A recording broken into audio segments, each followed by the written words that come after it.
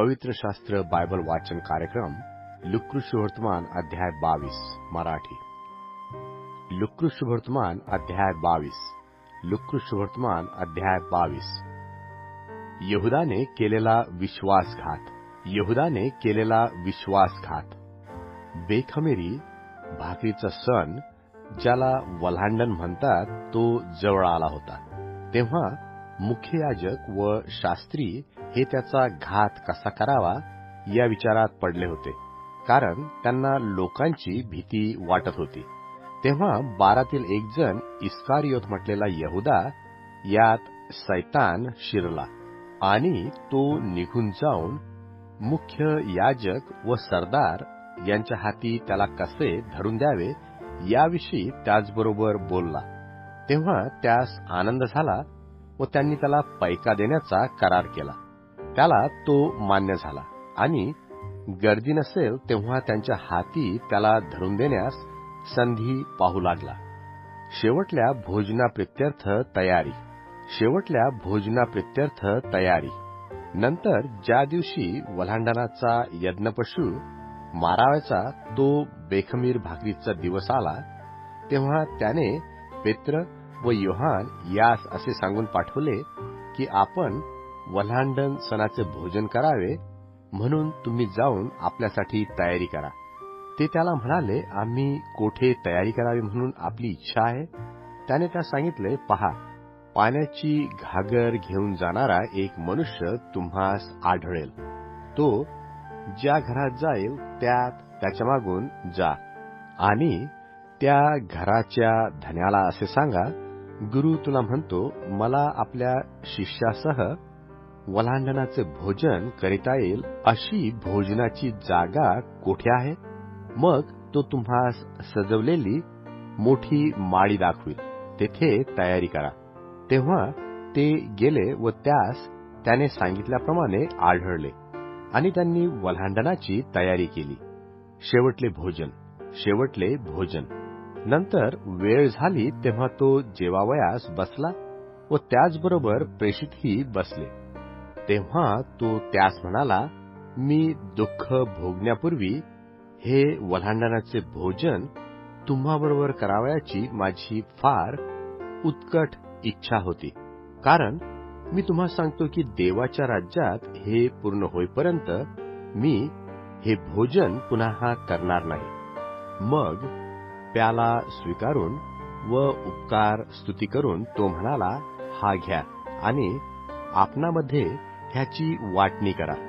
मी तुम्हा सांगतो की देवाचे राज्य येईपर्यंत द्राक्षवेलाचा उपज यापुढे मी पिणार नाही। मग त्याने भाकरी घेऊन व उपकार स्तुती करून ती मोडली आणि त्यास देऊन म्हटले, तुम्हासाठी दिले जात आहे असे हे माझे शरीर आहे, माझ्या स्मरणार्थ हे करा। त्याप्रमाणे भोजन झाल्यावर त्याने प्याला घेऊन म्हटले, हा प्याला तुम्हासाठी ओतला जात आहे, असे जे माझे रक्त त्यात नवा करार आहे। पण पहा, मला धरून देणाऱ्याचा हात मजबरोबर मेजावर आहे। मनुष्याचा पुत्र ठरविल्याप्रमाणे जातो खरा, परंतु ज्याच्या हातून तो धरून दिला जातो त्या मनुष्याला धिक्कार असो। तेव्हा हे करणारा कोण असावा ह्याचा ते आपणामध्ये विचार करू लागले। खरा मोठेपणा। खरा मोठेपणा। आणखी आपणामध्ये कोण मोठा मानला जात आहे याविषयी त्यामध्ये वाद झाला। तेव्हा त्याने त्यास म्हटले, विदेशांचे राजे त्याचवर प्रभुत्व चालवितात आणि जे त्याचवर अधिकार करतात त्यास परोपकारी असे नाव देतात, परंतु तुम्ही तसे नसावे, तर तुम्हामध्ये जो मोठा तो धाकट्यासारखा व जो अधिकारी तो सेवा करणाऱ्यासारखा हो। मोठा कोण? भोजनास बसणारा किंवा सेवा करणारा? भोजनास बसणारा की नाही? मी तर तुम्हामध्ये सेवा करणाऱ्यासारखा आहे आणि माझ्या परीक्षांमध्ये माझ्याबरोबर टिकून राहिलेले तुम्हीच आहात। जसे माझ्या बापाने मला राज्य नेमून दिले तसे मीही तुम्हास नेमून देतो, यासाठी की तुम्ही माझ्या राज्यात माझ्याबरोबर खावे व प्यावे आणि तुम्ही राजासनावर बसून इस्रायलाच्या 12 वंशांचा न्याय करावा. पेत्र आपला नाकार करणार हे येशू आधीच सांगून ठेवतो. पेत्र आपला नाकार करणार हे येशू आधीच सांगून ठेवतो. शिमोना, शिमोना, पहा, तुम्हास गव्हासारखे चाळावे म्हणून सैतानाने तुम्हास मागितले, परंतु तुझा विश्वास नाहीसा होऊ नये म्हणून तुझ्यासाठी मी विनंती केली आहे. आणि तू वळलास म्हणजे आपल्या भावास स्थिर कर. तो म्हणाला, प्रभुजी, मी आपणाबरोबर बंदीशाळेत व मरावयालाही जाण्यास तयार आहे. तो म्हणाला, पेत्रा, मी तुला सांगतो, तू मला ओळखतोस हे 3 वेळा नाकारशील तोपर्यंत आज कोंबडा आरवणार नाही. आणखी त्याने त्यास म्हटले, मी तुम्हास पिशवी, झोळी व वाहना या वाचून पाठविले तेव्हा तुम्हास काही उणे पडले काय? ते म्हणाले, काही नाही. त्याने त्यास म्हटले, आता तर ज्याच्याजवळ पिशवी आहे त्याने ती घ्यावी, त्याप्रमाणे झोळीही घ्यावी, आणि ज्याच्याजवळ तलवार नाही त्याने आपले वस्त्र विकून ती घ्यावी.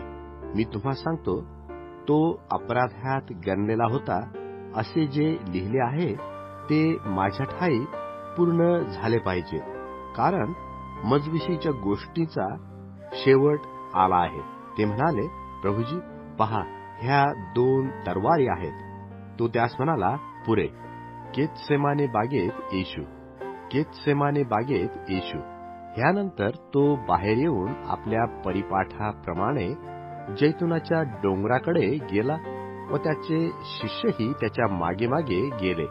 त्या ठिकाणी आल्यावर त्याने त्यास म्हटले, तुम्ही परीक्षेत पडू नये म्हणून प्रार्थना करा. मग त्याचपासून सुमारे धोंड्याच्या टप्प्याइतका तो दूर झाला आणि त्याने गुडघे टेकून अशी प्रार्थना केली, हे बापा, तुझी इच्छा असली तर हा प्याला मजपासून दूर कर, तरी माझ्या इच्छेप्रमाणे नको, तुझ्या इच्छेप्रमाणे होऊ दे. तेव्हा स्वर्गाहून एक देवदूत येऊन आपणाला बळ देताना त्याच्या दृष्टीस पडला.